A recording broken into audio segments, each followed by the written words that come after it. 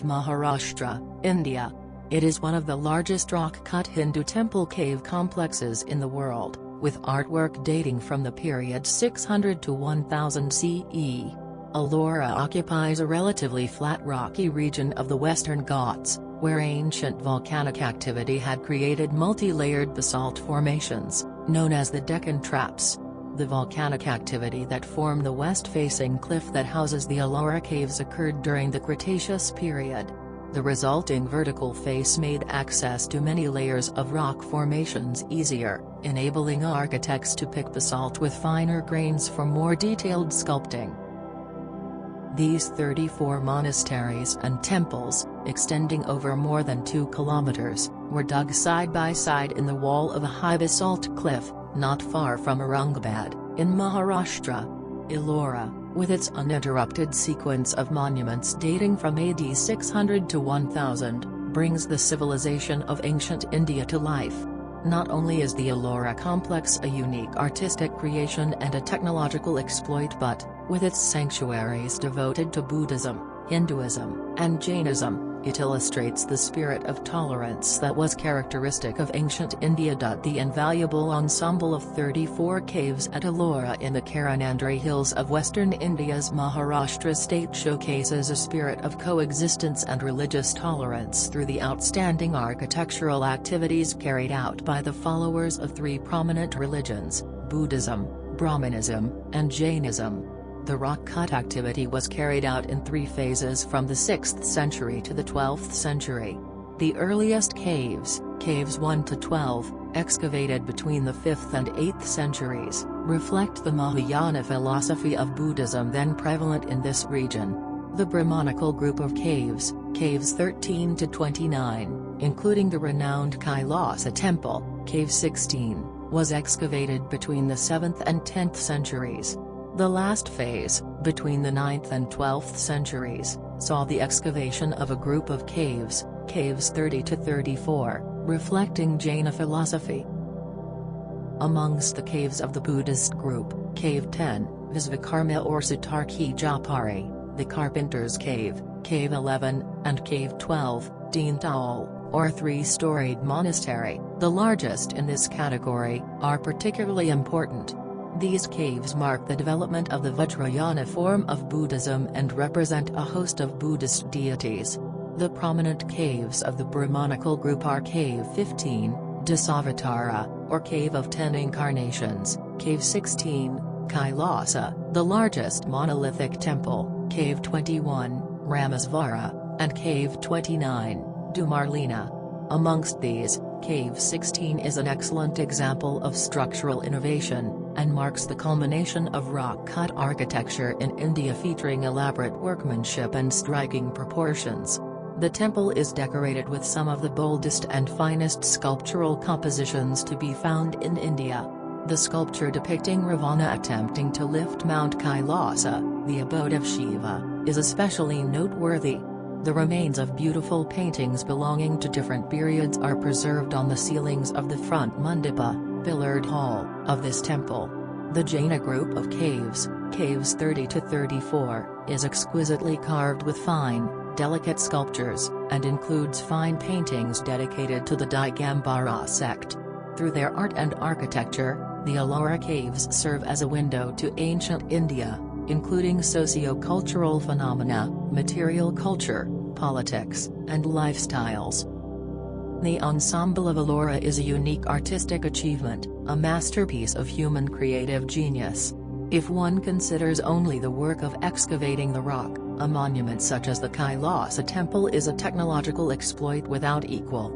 However, this temple, which transposes models from constructed architecture, offers an extraordinary repertory of sculpted and painted forms of a very high plastic quality and an encyclopedic program. Ellora brings to life again the civilization of ancient India with its uninterrupted sequence of monuments from AD 600 to 1000. The Ellora Caves not only bear witness to 3 great religions, i.e. Buddhism, Brahmanism, and Jainism, they illustrate the spirit of tolerance, characteristic of ancient India, which permitted these 3 religions to establish their sanctuaries and their communities in a single place, which thus served to reinforce its universal value. Ellora Caves includes all the elements necessary to express its outstanding universal value, including the architectural and sculptural elements that bear witness to Buddhism, Brahmanism, and Jainism in an uninterrupted sequence of monuments from AD 600 to 1000. The property, which encompasses the ensemble along with its natural setting, is of adequate size to ensure the complete representation of features and processes that convey the property's significance, and does not suffer from adverse effects of development and/or neglect. Identified potential threats to the integrity of the property include visitor and environmental management, seepage and cracking in the caves, and the capacity of conservation staff at the property. The authenticity of Ellora Caves is expressed through the architectural forms and designs such as the viharas, monasteries, Chaityagraha, sanctuary, and monolithic temples belonging to 3 different faiths. The materials, locations, and natural setting also play significant roles in determining the authenticity of the property. The Ellora Caves are authentic in terms of the forms and designs, materials and substance, and locations and setting of paintings, rock-cut architecture, sculptures, and unfinished temples of 3 different faiths, i.e. Buddhism, Brahmanism, and Jainism. The construction at Ellora has been studied since British colonial rule. However, the overlapping styles between the Buddhist, Hindu and Jain caves has made it difficult to establish agreement concerning the chronology of their construction. The disputes generally concern, 1. Whether the Buddhist or Hindu caves were carved first, and 2. The relative dating of caves within a particular tradition. The broad consensus that has emerged is based on comparing the carving styles at Ellora to other cave temples in the Deccan region that have been dated, textual records of various dynasties, and epigraphical evidence found at various archaeological sites near Ellora and elsewhere in Maharashtra, Madhya Pradesh, and Karnataka. Jerry Hockfield Milandra and other scholars have stated that the Ellora Caves had 3 important building periods: an early Hindu period, 550 to 600 CE, a Buddhist phase, 600 to 730 CE, and a later Hindu and Jain phase, 730 to 950 CE. The earliest caves may have been built during the Trikuttakas and Vagataka dynasties, the latter being known for sponsoring the Ajantha caves. However, it is considered likely that some of the earliest caves, such as Cave 29, Hindu, were built by the Shiva-inspired Kailashuri dynasty, while the Buddhist caves were built by the Chalukya dynasty. The later Hindu caves and early Jain caves were built by the Rashtrakuta dynasty, while the last Jain caves were built by the Yadava dynasty, which had also sponsored other Jain cave temples. There have been several records written in the centuries following their completion indicating that these caves were visited regularly, particularly as it was within sight of a trade route. For example, Ellora was known to have been frequented by Buddhist monks in the 9th and 10th centuries. It is mistakenly referred to by the 10th century Baghdad resident Al-Masudi as Elloorpuram, site of a great temple, a place of Indian pilgrimage and one with thousands of cells where devotees live. In 1352 CE, the records of Alauddin Bahman Shah mention him camping at the site. Other records were written by Firishta, Tevino, 1633–67, Nicolau Minucci, 1653–1708, Charles War Mallet, 1794, and Seeley, 1824.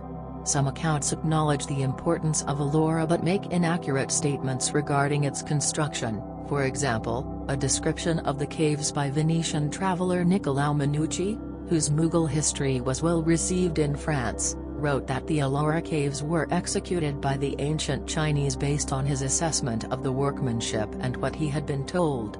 Ellora was a well-known site in Mughal times. The Emperor Aurangzeb used to picnic there with his family, as did other Mughal nobles. Mustad Khan, a courtier of Aurangzeb, stated that people visited the area in all seasons but especially during the monsoon. He also spoke of many kinds of images with lifelike forms carved on all the ceilings and walls, but noted that the monuments themselves were in a state of desolation in spite of its strong foundations.